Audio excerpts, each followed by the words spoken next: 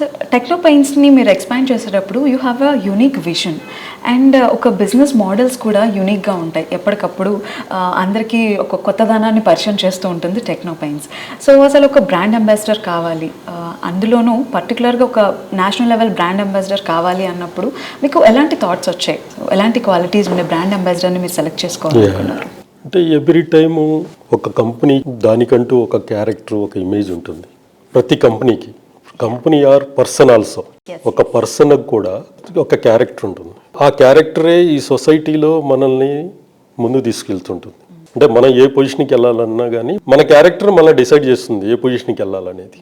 అలాగే ఈ కంపెనీకి, టెక్నో పెయింట్స్ అనే కంపెనీకి కూడా దీనికి ఒక యూనిక్ క్యారెక్టర్ తయారు చేసాం మేము.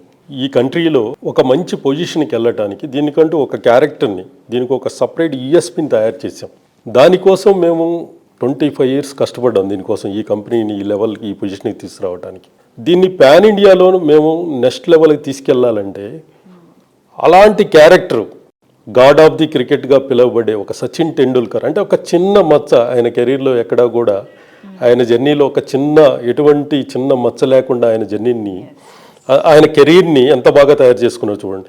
అలాంటి క్యారెక్టర్ ఈ కంపెనీకి చాలా పెద్ద అసెట్ అవుతాడు మాకు.